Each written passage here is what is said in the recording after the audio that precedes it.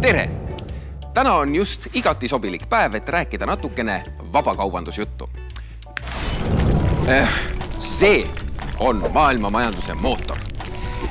Ja selle mootori paneb tööle kaubandus. Mida rohkem on kaubandust, seda hoogsamalt mootor töötab ja majandus kasvab. Vaata. Just nii. Jah, väga hea. Et kaubavahetus saaks õitseda, peab see olema võimalikult vaba. Just sellepärast plaanivad Euroopa Liit ja USA sõlmida vabakaubandusleppe ja luua maailma kõige suurema vabakaubandustsooni. USA ja Euroopa Liit moodustavad ligi poole maailma majandusest ja kolmandiku maailma kaubavahetusest. See oleks suur ja võimas koostöö. Euroopa vajab tihedat koostööd USA-ga, et olla ka ise maailmas mõjukam ja et ameeriklased ei keskenduks vaid koostööle muu maailmaga. Vabakaubandusleping kaotab ära tollimaksud üksteise kaupadele. Praegu on Euroopa ja USA vahel kaupadel keskmiselt 3% tollimaksud.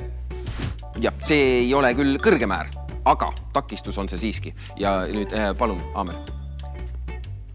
Jah, aitäh. Nii.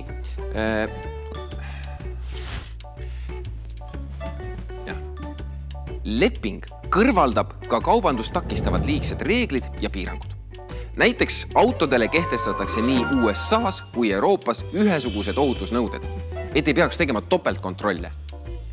Ja mis sellest suurest vabakaubandusest ikkagi päriselt kasu on? Eks majandus kasvab kiiremini.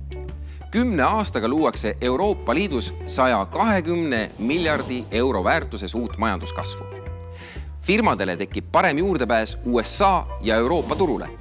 Ettevõtted saavad täiendava arengutõuke ja see loob juurde hulgaliselt uusi töökohti. Tarbijate jaoks hinnad langevad ning kauba ja teenuse valik suureneb. Ja Euroopa Liidu mõjukus maailmas kasvab ning meile sobivad avatud ja demokraatlikud kaubandusreeglid levivad. Euroopa kasu on ka meie võit, sest meie tarbijad saavad kergemini ja odavamalt osta Ameerika kaupu ja teenuseid.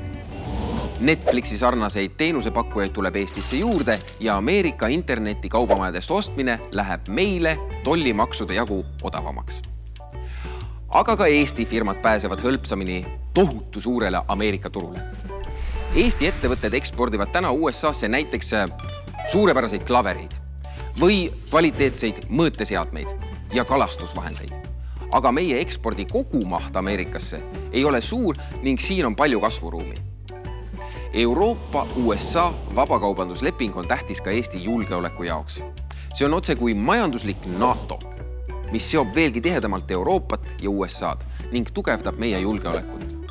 Ja mina lähen nüüd jänkidega äri tegema.